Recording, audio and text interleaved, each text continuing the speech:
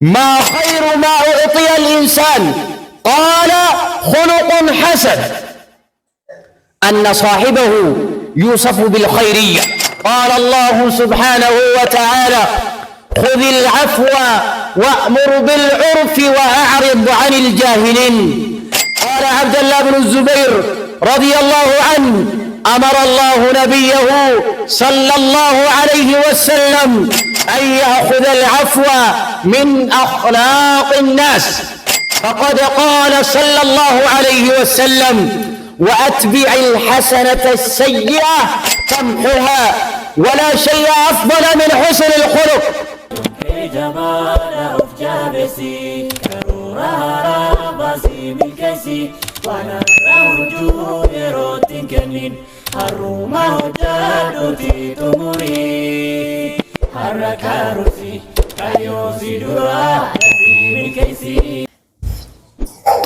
بسم الله الرحمن الرحيم.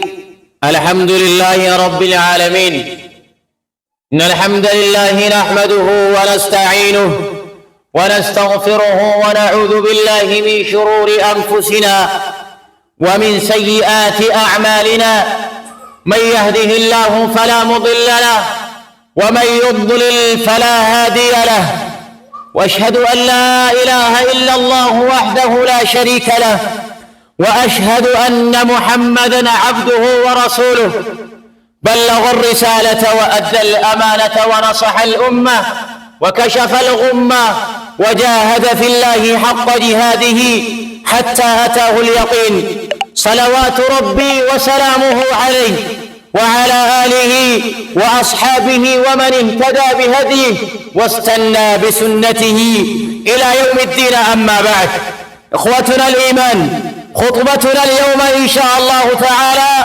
ثمرات حسن الخلق. والأخلاق الحسنة لها فوائد وثمرات كثيرة، وسأكتفي بذكر بعدها. حسن الخلق من أفضل ما يقرب العبد إلى الله، ولذلك لأن الله عز وجل أمر بحسن الخلق، فإذا تحلى العبد بحسن الخلق فقد امتثل أمر الله جل وعلا. قال الله سبحانه وتعالى: خذ العفو وأمر بالعرف وأعرض عن الجاهلين. قال عبد الله بن الزبير رضي الله عنه: أمر الله نبيه صلى الله عليه وسلم أن يأخذ العفو من أخلاق الناس. حسن الخلق أنه طاعة لرسول الله صلى الله عليه وسلم، فقد قال صلى الله عليه وسلم: وخالق الناس بخلق حسن. حسن الخلق أنه سبب لمحي السيئات، فقد قال صلى الله عليه وسلم: وأتبع الحسنة السيئة تمحها، ولا شيء أفضل من حسن الخلق، أنه سبب لعفو الله وجالب لغفران الله عز وجل. حسن الخلق يصلح ما بين الإنسان وبين الناس.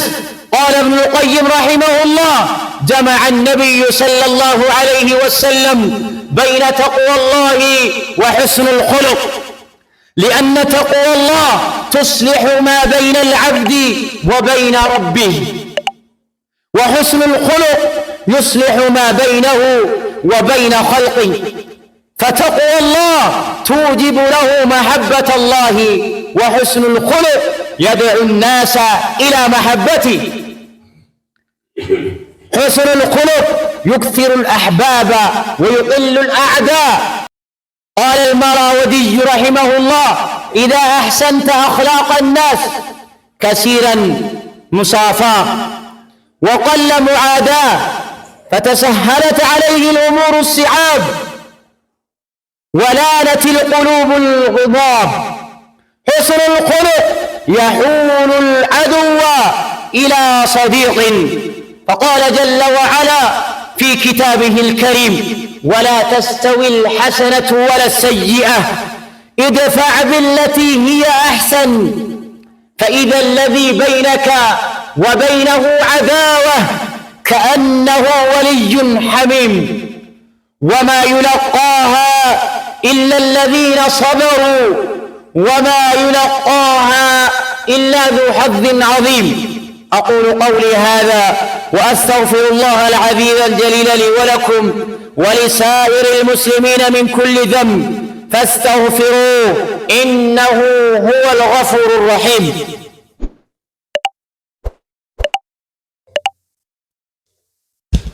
بسم الله الرحمن الرحيم.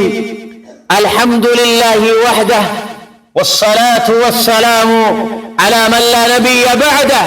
حسن الخلق أنه سبب للفوز بمحبة الله جل وعلا، وذلك لقول النبي صلى الله عليه وسلم: أحب عباد الله إلى الله أحسنهم خلقا. حسن الخلق أنه سبب للفوز بمحبة رسول الله صلى الله عليه وسلم، فقد قال سيد الأولين والآخرين: إن من أحبكم إلي وأقربكم مني مجلسا يوم القيامة أحاسنكم أخلاقا. حسن الخلق أنه من خير أعمال العباد. عن أسامة بن شريك رضي الله عنه قال: سئل النبي صلى الله عليه وسلم فقيل له: يا رسول الله، ما خير ما أعطي الإنسان؟ قال: خلق حسن. أن صاحبه يوصف بالخيرية. قال رسول الله صلى الله عليه وسلم: إن من خياركم أحاسنكم أخلاقا. وعن عائشة رضي الله عنها قالت: قال رسول الله صلى الله عليه وسلم: صلة الرحم وحسن الخلق وحسن الجوار يعمران الديار ويزدان في الأعمار. هذا وصلى الله وسلم وبارك. صلوا على رسول الله كما أمركم ربكم في كتابه الكريمة: إن الله وملائكته يصلون على النبي يا أيها الذين آمنوا صلوا عليه وسلموا تسليما. اللهم صل على محمد وعلى آل محمد كما صليت على إبراهيم وعلى آل إبراهيم إنك حميد مجيد. اللهم أعز الإسلام والمسلمين يا رب العالمين. اللهم اغفر للمؤمنين والمؤمنات والمسلمين والمسلمات الأحياء منهم والأموات إنك سميع قريب مجيب الدعوات يا رب العالمين. اللهم إنا نسألك الهدى والتقى والعفاف والغنى يا رب العالمين يا أرحم الراحمين. اللهم إنا نسألك رضاك والجنة ونعوذ بك من سخطك والنار. ربنا ظلمنا أنفسنا وإن لم تغفر لنا وترحمنا لنكونن من الخاسرين. ربنا آتنا ما وعدتنا على رسلك ولا تخزنا يوم القيامة إنك لا تخلف الميعاد. ربنا آتنا في الدنيا حسنة وفي الآخرة حسنة وقنا عذاب النار. سبحان ربك رب العزة عما يصفون وسلام على المرسلين والحمد لله رب العالمين.